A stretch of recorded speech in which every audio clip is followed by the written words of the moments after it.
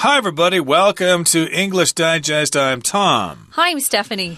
And today is our psychology unit.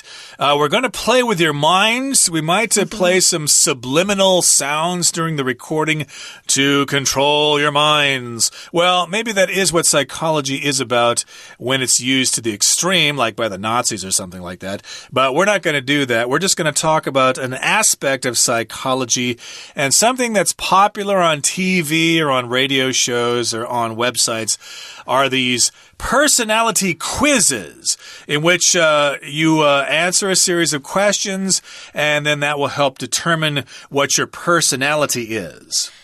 I think everybody knows where they're popular, and they're popular on Facebook. But as we learned a couple of months ago, if you read and keep up with the news, if you do participate in some of those personality quizzes, your data, your personal information is being taken and sold to other companies through Facebook. So know that if you push on those links, you're giving your data away, your personal data away to Facebook, who then turns around and profits from it. But that's enough about Facebook. I have taken these in the past. I'll admit it. They're kind of fun. We're going to start out by talking about the Harry Potter house. I know which Harry Potter house I tested into. But what these quizzes are about, they are kind of fun. But what we're going to do, as we always do, is read through this first, and then we'll be back to talk about it.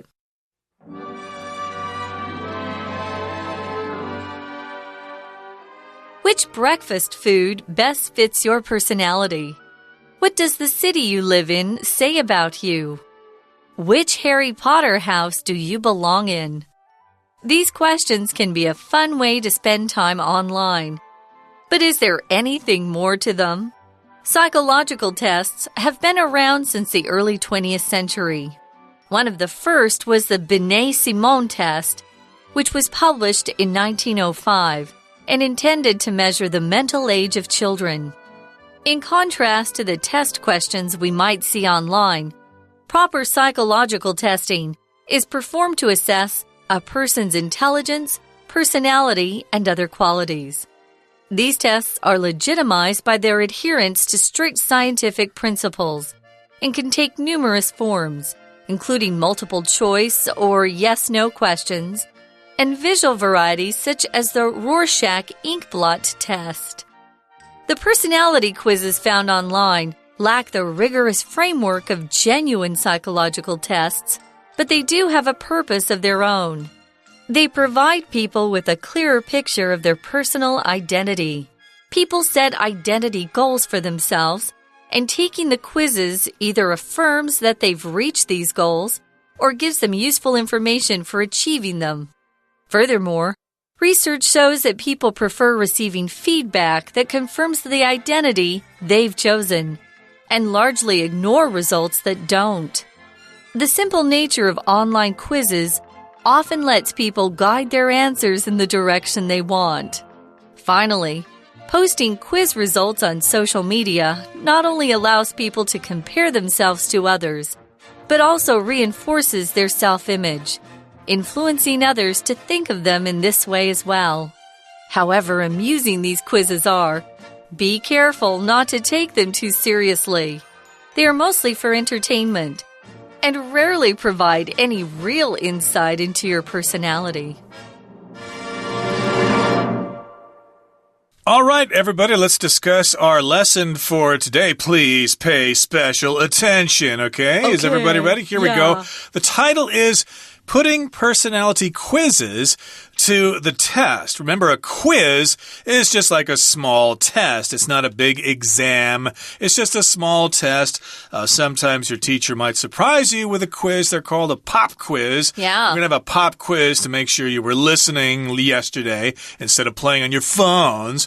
But in this particular case, we're going to put personality quizzes to the test. The phrase here is to put something to the test, which means you're going to see if it works. You're going to examine it. You're going to test it to make sure it works. Hey, I just bought this new bicycle and I'm going to put it to the test. I'm going to take it for a ride to see how well it rides.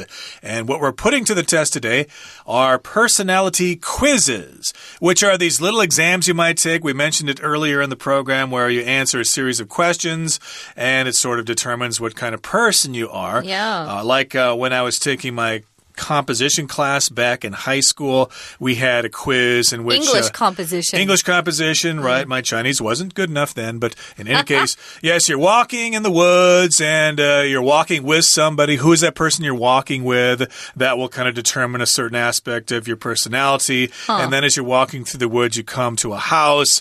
What kind of house is it? Describe the house. Is it big? Is it small? Is there a fence around it? You go inside the house. There's a cup on a table. Yeah. How big is the cup? Etc. You are asked to basically describe these various things, and then somebody will come back and say, well, this says this or that about your personality, etc., etc. Oh, I haven't taken that one. That's interesting. Yeah, it's called A Walk in the Woods. I took that way back in high school, oh, so long ago.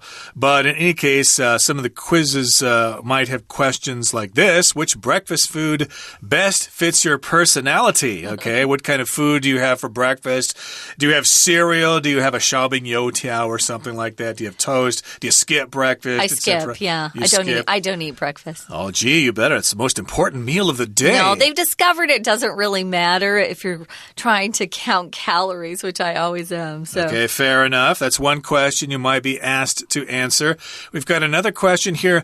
What does the city you live in say about you? Okay, what kind of city do you live in? Like Taipei, a big metropolis, maybe a smaller town like Hsinchu, or a little country village in Nantou someplace? Yeah, maybe. What does that say about your personality? Also, which Harry Potter house do you belong in? I don't quite understand that question because I've never read the Harry Potter books, but you understand this question, right? Yeah, there are different houses that you are put in as a wizard or, you know, a witch. They are really kind of fun, but yeah, it says a lot about your personality. Now, these are questions that can be a lot of fun to do, and a lot of people who spend time online have obviously taken at least one or two of these. I've taken at least 3, and I don't spend much time on Facebook. So they are out there, and they're kind of fun to pass around to your close group of friends.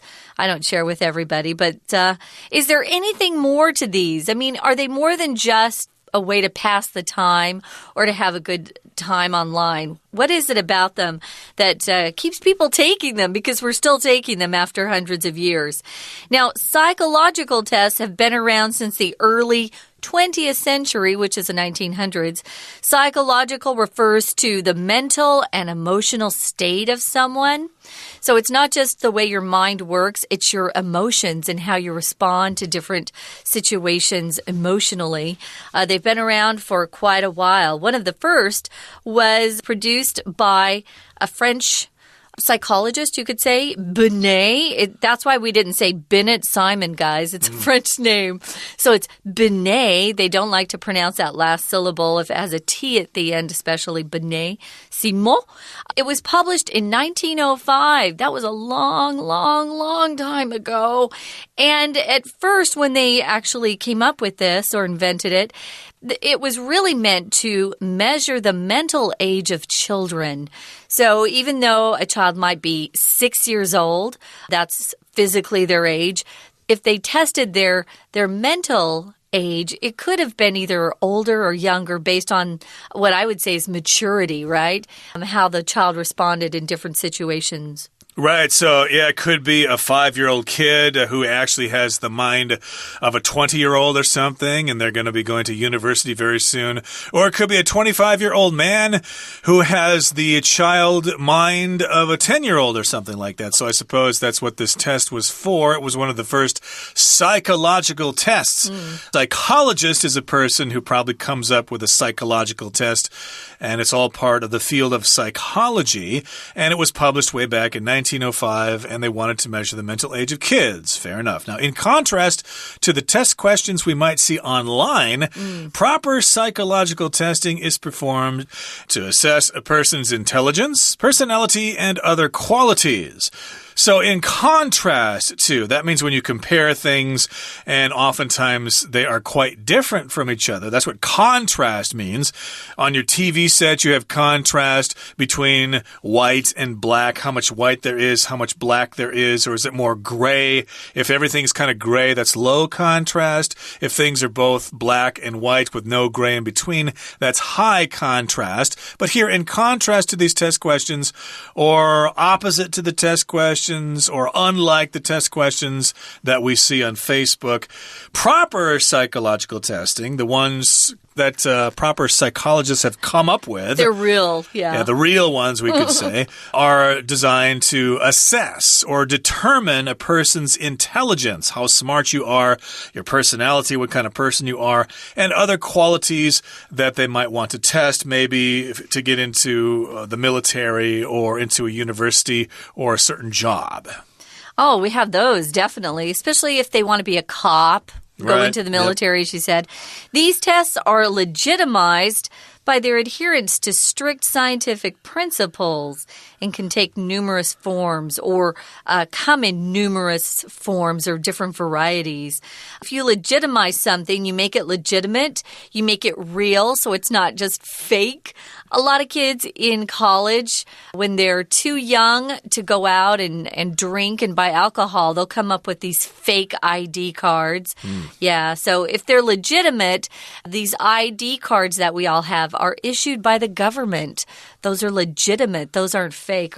Now, if you adhere to something, you stick to it. We use adhere to talk about principles that we grow up with. Maybe your parents have taught you how to be a good person. They've given you good moral principles, and they want you to adhere to them. They want you to follow them. They want you to stay close as you can to those principles they've taught you. Well, these tests need to adhere to strict scientific principles. You can't just sit down and make up your own personality test if you want it to be legitimate. You have to follow scientific principles so that it's actually legit or real. And these different personality tests can come in lots of different forms, different varieties, as I said, including multiple choice questions. We often see multiple choice questions in school tests, you know. I had several freshman college courses that were really big, you know, because there were a lot of new freshmen, and we'd usually have multiple choice questions because they were easier to grade for a professor. They took less time. There are also yes-no questions, so the answer can either be yes or no. And visual varieties where they want you to look at something, and by responding to what you see, what you tell them you see in whatever you're looking at, they can figure out something about your personality. The most famous one is the Rorschach ink blot test. You're looking at big splotches or big areas of ink that form images. Different people see different things in those ink blot tests. Yeah, it'd be kind of like looking at clouds, I suppose. What does that cloud look like? Well, it looks like Santa Claus bowling with some of the attendees of the Last Supper or something. I can see the saint standing off to the side there. But in any case, that's something you might be tested with if it's a real psychological test. That brings us to the midway point in today's lesson. Time now to take a break and listen to our Chinese teacher.Hello everyone, my name is Tina. 我们在文章的一刚开始看到的两个 WH 开头的句子，然后第一个空格后面提到 these questions， 代表呢前三个句子呢都是用问句开始，后面提到这些问题呢很可能是有其他的含义存在，所以搭配这样子的句法结构跟句意的流畅，第一题我们可以选择 F 选项。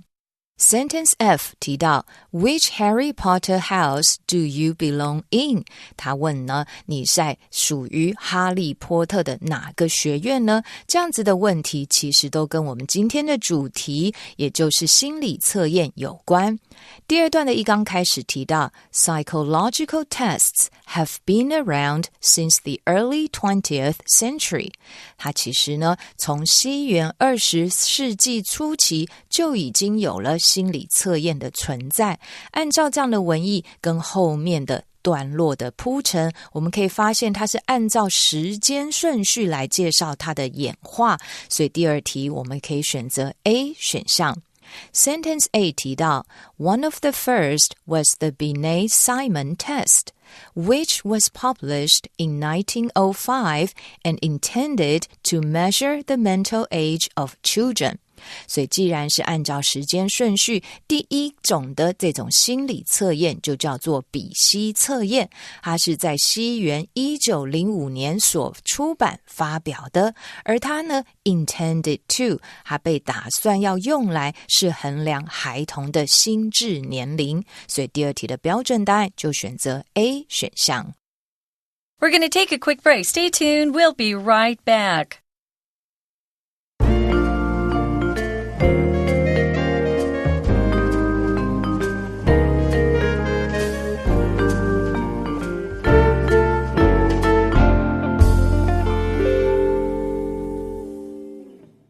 Welcome back, guys. We're talking about putting your personality to the test, or putting these quizzes to the test that are supposedly written or put together to figure out what kind of personality you have or what it says about you. I'm sure most of our listeners have taken at least one of these tests over their lifetime, but I've taken several. So we're talking about what makes these legitimate and the history behind psychological tests. We know they've been around for quite a while. The first one was written back in 1905. And it was first intended, that was the purpose that it was written. It was supposed to measure the mental age of children. And now we've just got all kinds of different personality tests.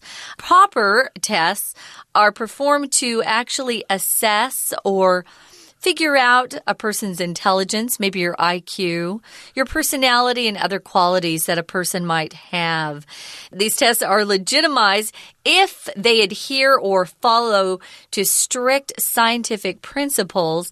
And we just have lots of different forms of these real or legitimate personality tests, including multiple choice tests, yes-no questions, and of course the very famous Rorschach ink blot tests that you often see in TV series or in the movies. Sometimes they use that Rorschach test. It's kind of fun. Yes, but the personality quizzes found online lack that rigorous framework of genuine psychological tests, so they don't have rigorous testing at psychology laboratories at famous universities. It's just some people with some time on their hands who come up with these tests, and they need these genuine or real psychological tests, but these online personality tests do have a purpose of their own. You can still take them and maybe learn a thing or two about your personality, but take them with a grain of salt. They're not really totally scientific. Now, they provide people with a clearer picture of their personal identity. Okay, people set identity goals for themselves, and taking the quizzes either affirms that they've reached these goals or gives them useful information for achieving them. So I guess it's all about reaching your goals here. Some identity goals for yourselves. Basically, I guess you take these quizzes to determine perhaps what kind of career you should pursue in the future. And then you can set your goals. And if you take those quizzes, they can help you affirm whether you've reached these goals. To affirm just means to make sure that something is the case. To affirm something or to state something as a fact, to assert something strongly, and to let other people know about it. So it will affirm or guarantee that you've reached this goal, or maybe it will tell you, maybe you haven't reached that goal. Maybe you're not cut out to be a brain surgeon. Furthermore, or in addition to what we've just told you, research shows that people prefer receiving feedback that confirms the identity they've chosen. You want to have these tests confirm or affirm what you feel about yourself, how you see yourself. Now, we have a word here, feedback, guys. It's a noun. So it's just information about reactions to something. Sometimes if you go to the grocery store, they give you free samples of things and they want to hear your feedback.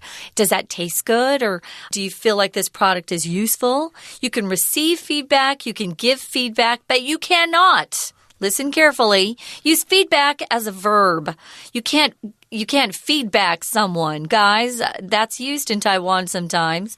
I teach business people, do not use it as a verb. You give feedback, you want feedback, you receive feedback. You're hopeful that your feedback from your boss is positive. So these tests can sometimes give people feedback that what they viewed themselves as, their identity that they think they have, is actually what they are. So some people who get bad feedback or get feedback from these tests that they don't agree with, they actually just ignore those results. Exactly. So feedback also, make sure that that's a non-count noun. Get some feedback. I didn't get very much feedback from the listeners at the speech, for example. You could say that. And so you're going to receive feedback and it will confirm your identity. Yes, that's me. That's exactly the kind of person I am. So this test is legitimate. Oh, this test is nonsense. It's nothing like me. I'm going to totally ignore that. So, of course, people will ignore the results if they don't like what they see. Now, the simple nature of online quizzes often lets people guide their answers in the direction they want. So that's their simple nature. If you're taking a test, for example, which Harry Potter character are you? Okay, so you answer a series of questions and then it comes back, oh, you're like Harry, or you're like the Dark Lord, or you're Hermione or whatever. And then you think, I'm nothing like her. I'm going to ignore the results here. But those tests are actually designed to give you the result that you want to see. Yeah, there are lots of different quizzes. I know that I've taken them. They're kind of fun. So, it's something that lets people, check out who they are and contrast it who they thought they were before they took the test. Anyway, if you post these quiz results on social media, you can get a lot of people weighing in or giving you feedback on how they view themselves and maybe share what their quiz results were. But a lot of people are doing this. You can reinforce your self-image this way. If you reinforce something, you actually confirm something or make it stronger. And it might even influence others to think of you in a certain way as well, depending on what results you're posting. However amusing these quizzes are, be careful not to take them too seriously. Yeah, they aren't legit, guys. They're kind of just fun. They've got a little bit of truth in them, but a lot of them are just for fun, and they're not to be used, to pursue a future career path based on those quizzes that you take. Go and take a legitimate one if you really want to use a personality quiz. Yeah, these quizzes are for social media. Everybody wants to look really important, really smart, really popular on social media. So, of course, these quizzes are going to make you look like that. You're not going to take a quiz that says, oh, you are a loner, you're a loser, nobody wants to be your friend, you're ugly, and you're going to die at an early age. No one is going to post a result like that on Facebook. I would hope not, yeah. Definitely not. So, yes, these quizzes are going to make you look really good. It will reinforce or strengthen your self-image, and it will also make sure other people see you like that as well.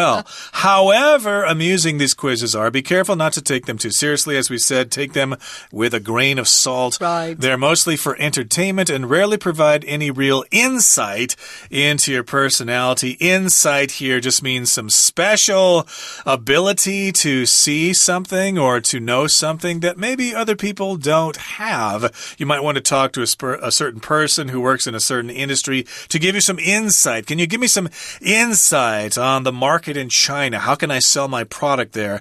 I just can't seem to get into that market. Give me some insight. Give me some special information. Yeah, there are some people out there that have a lot of wisdom and they have a lot of insight into others. Maybe they can see you more clearly than you see yourself. That's a friend you want to have around. And that's someone to really talk to about maybe your personality and things that are good about you and maybe things that you need to change. Right now, we're going to listen to our Chinese teacher and then we'll be back to wrap up. 介绍完心理测验的演变，第3段的开头句子后面写着 They provide people with a clearer picture of their personal identity。提到呢，他们其实提供人们的是什么？是更清楚的个人特性。那我们这里的 they 到底指的是什么呢？第3题我们可以选择 D 选项。Sentence D 的主词就是 the personality quizzes， 也就是今天主要探讨的主题，也就是后面句子的 they。 我们来看一下 sentence D 里面所提到的内容。 The personality quizzes found online lack the rigorous framework of genuine psychological tests, but they do have a purpose of their own。 这里提到啊，你在网络上所看到的心理测验，其实它缺乏的是 rigorous framework of genuine psychological tests， 它缺乏的是真正心理测验的缜密架构，但是后面提到他们还是 have a purpose of their own， 还是有自己的目的的，所以就延续后面的文句说，它的目的就是提供给人们呢更清楚自己的个人特性，所以搭配文意，第3题我们就选择 D 选项。第4个空格前面的句子提到 Furthermore, research shows that people prefer receiving feedback that confirms the identity they've chosen, and largely ignore results that don't。在这里提到我们在做心理测验的时候呢，其实人们会比较呢倾向于选择他们的回馈是能够证实他们自己个人的特性，而去忽略呢那种结果跟自己特性不太相同的这样子的 feedback 回馈。从前面的句子里面我们可以看到第4题可以选择 B 选项。Sentence B 提到 The simple nature of online quizzes often lets people guide their answers in the direction they want。 所以呢，你在网络上所看到的这些简单的测验呢，它其实测验的简单本质，也就是往往是人们朝着他们想要的方向引导出自己的答案。所以我们第4题可以选择 B， 回应说你呢会特地接受、喜欢、认同你的原本个性的回馈，而忽略那些不符合你的预期结果的。所以第4题我们答案就选择 B 选项。第5个空格前面句子提到 However amusing these quizzes are, be careful not to take them too seriously。不论呢这些的测验有多么的有趣，还是不要太小心看待它们了。第5题延续这样的句意，我们可以选择 E 选项。Sentence E 提到 They are mostly for entertainment and rarely provide any real insight into your personality。 这里的 they 提到就是这些心理测验最主要还是娱乐的效果，其实啊，它对你个人的真实个性是很少能够提供一些 insight 也就是洞悉或者是了解的意思。 OK， 以上就是今天的课文讲解，谢谢收听。Okay, everybody, that brings us to the end of our lesson for today. Thank you so much for joining us. And please join us again next time for another edition of our program. From all of us here at English Digest, I'm Tom. I'm Stephanie. Goodbye. Bye.